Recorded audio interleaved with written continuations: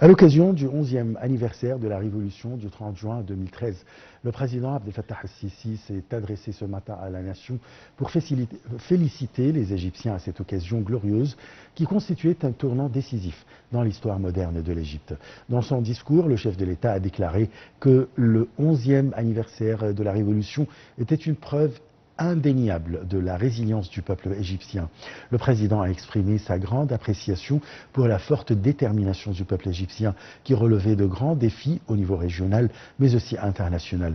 Il a salué les Égyptiens qui, depuis 11 ans, avaient prouvé leur aptitude à vaincre toute tentative visant à faire chuter le pays, avortant ainsi les conspirations des puissances étrangères qui s'attelaient à semer le chaos en Égypte et la discorde entre les deux composantes de la société égyptienne. Le président a ajouté que le peuple égyptien unifié a soutenu fortement la direction politique qui avait déclenché une lutte acharnée pour lutter contre le terrorisme et éliminer le fondamentalisme grâce au sacrifice des hommes valeureux des forces armées et de la police.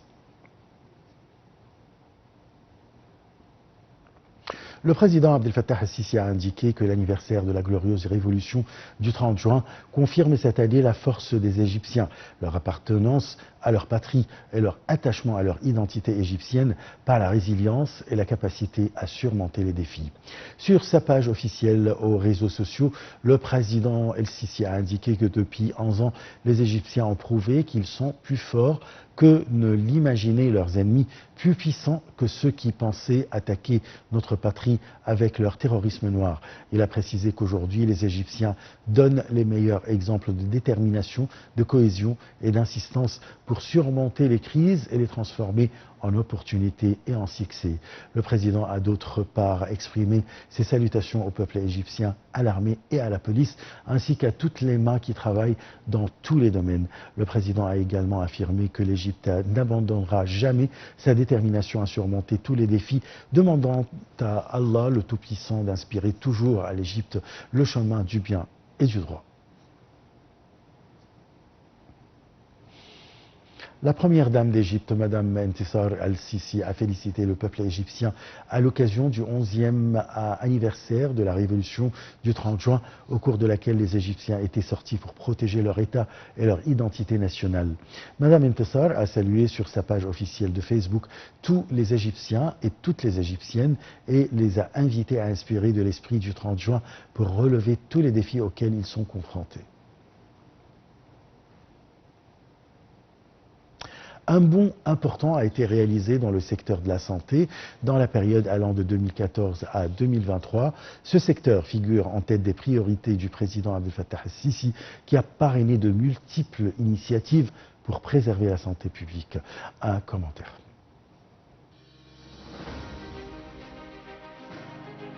La Constitution de 2014 stipule que 10% du produit national brut, le PNB, soit consacré au secteur de l'enseignement, de la santé et de la recherche scientifique. Entre 2014 et 2024, 1000 milliards de livres égyptiens ont été alloués à la santé. Le budget de 2022-2023, à lui seul, y a consacré 310 milliards de livres égyptiennes avec une hausse de 34,4 milliards de livres en comparaison avec l'année 2021-2022. Des dizaines d'initiatives diversifiées ont notamment été dirigées vers la réhabilitation de l'infrastructure sanitaire et des établissements médicaux, la réhabilitation des cadres médicaux et le lancement d'un ensemble de réformes et d'initiatives médicales urgentes. Vient en tête le projet de lutte contre l'hépatite C. L'Égypte a été déclarée en octobre 2023 par l'Organisation mondiale de la santé, premier pays au monde à éradiquer l'hépatite C. Un grand succès réalisé dans le cadre de l'initiative présidentielle 100 millions de citoyens en bonne santé, lancée en 2017. 64 millions de citoyens ont été examinés et 4,5 millions de cas portant le virus ont été guéris gratuitement, selon le ministère de la Santé. 14 autres initiatives ont été lancées avec un coût de 30 milliards de livres égyptiennes, dont celle du président pour traiter les maladies de la malnutrition chez les élèves. 45 millions d'enfants ont été examinés et 1,5 million d'enfants traités. Selon le ministère de la Santé, l'initiative a réussi depuis son lancement à réduire de 25% les taux d'anémie. Vient ensuite l'initiative pour la santé de la femme égyptienne qui a fourni 36 millions d'examens et de détection précoce des tumeurs du sein, en plus de traitements gratuits. À ce niveau, un grand essor a été réalisé. Le taux de détection de la maladie à ces stades précoces a atteint 70% contre 58% avant le lancement de l'initiative. Citons également les initiatives de la détection de la faiblesse de l'ouïe chez les nouveau-nés, de la détection et du traitement des maladies chroniques. 32 millions de citoyens ont été examinés et traités. De la détection précoce de l'insuffisance rénale, 6 millions de citoyens ont été examinés et 3 millions ont reçu un traitement. En plus, dans le cadre de l'initiative du président de la République visant à supprimer les listes d'attente pour les opérations chirurgicales critiques, 2 millions d'interventions chirurgicales ont été effectuées. Afin d'assurer une couverture plus large des maladies, l'État a lancé une initiative 100 jours de vie saine à travers laquelle les hôpitaux et les centres médicaux publics ouvrent leurs portes pour traiter n'importe quelle maladie. Les analyses et le traitement sont fournis gratuitement. Le nouveau projet de l'assurance médicale globale est le plus grand projet national dans le domaine de la santé. Il vise à améliorer les services médicaux présentés aux citoyens et couvre toutes les zones géographiques, tous les types de maladies et obligatoirement toutes les couches sociales sans distinction.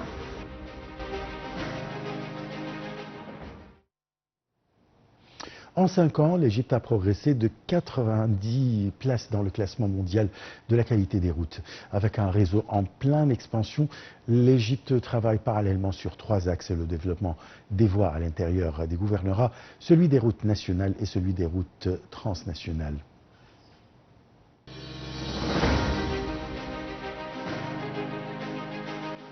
Tout commence par une route. Tel est le principe d'action de la politique ambitieuse entamée depuis 2014 pour développer le réseau routier en Égypte. Une stratégie qui a porté ses fruits. En 5 ans, l'Égypte a avancé de 90 places dans l'indice mondial sur la qualité des routes, l'un des indicateurs qualificatifs de compétitivité mondiale publié chaque année par le Forum économique mondial. En 2019, l'Égypte a réalisé un bond spectaculaire de 17 places par rapport au classement de l'année précédente, se hissant ainsi au 28e rang mondial de l'indice de qualité des routes, contre le 117e rang en 2014.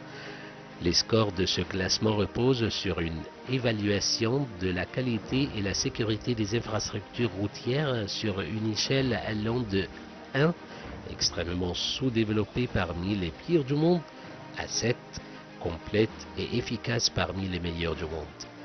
Les notes obtenues par l'Égypte ont indiqué que le réseau s'améliore progressivement puisque la moyenne des notes a atteint 5,1 en 2019 contre 2,9 en 2014. L'Égypte s'efforce actuellement à développer 3 catégories de réseaux routiers en parallèle: routes nationales exécutées dans le cadre du projet national des routes, routes locales à l'intérieur des villes et routes régionales pour relier l'Égypte avec les pays du voisinage. En termes de kilomètres, le réseau routier ne cesse de s'étendre. Lancé en juillet 2014, le projet national des routes envisage de construire 7000 km de routes avec un coût de 175 milliards de livres égyptiennes. Le projet national des routes vise l'installation d'un nouveau réseau routier pour réaliser les objectifs du développement durable, développement urbain, agricole, industriel et touristique. Pour ce faire, l'Égypte a enchaîné les constructions des routes, d'autoroutes, d'échangeurs, de ponts qui s'étendent tant à la verticale qu'à la horizontale, dessinant une nouvelle carte de l'Égypte.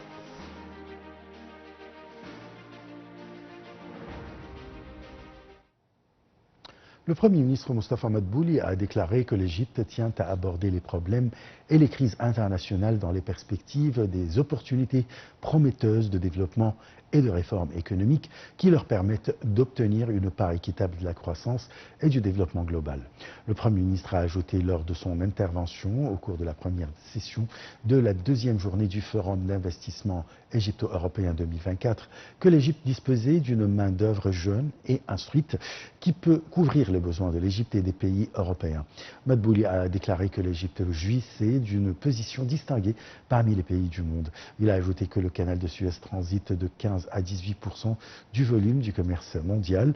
Le vice-président de la Commission européenne et commissaire des affaires commerciales a déclaré que l'Égypte était un partenaire stratégique de l'Europe vu son positionnement stratégique distingué au milieu de l'Afrique, du Moyen-Orient et de l'Europe.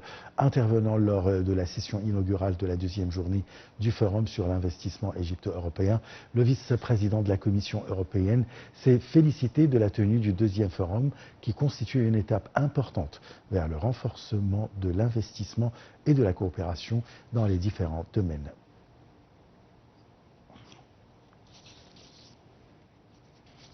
Le Premier ministre Moustapha Madbouli a assisté aujourd'hui à la signature d'un protocole d'accord pour la production de l'ammoniac vert d'un montant de 33 milliards de dollars. L'accord a été signé par le Fonds souverain égyptien et nombre de développeurs européens en présence de Mohamed Shakir, ministre de l'électricité et de l'énergie renouvelable, et Hala Saïd, ministre du Plan et de développement économique.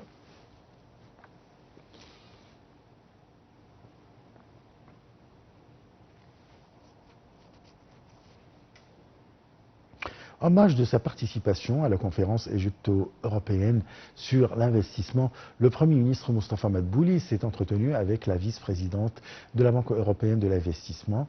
Au cours de l'entretien, Madbouli s'est félicité des relations étroites et du partenariat stratégique reliant l'Égypte à la Banque européenne de l'investissement.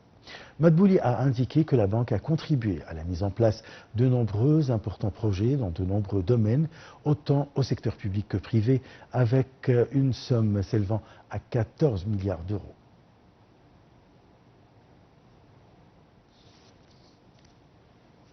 L'entreprise commence ou EBDA pour le développement des projets.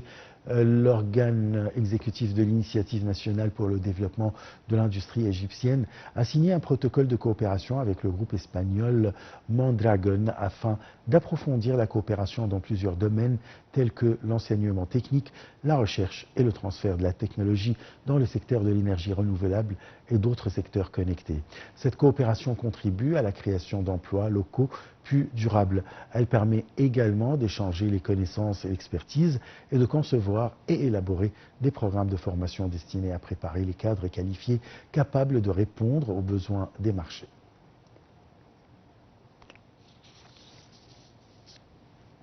L'armée israélienne a bombardé aujourd'hui la bande de Gaza, notamment le nord, où les combats acharnés se poursuivent contre le Hamas dans le secteur de la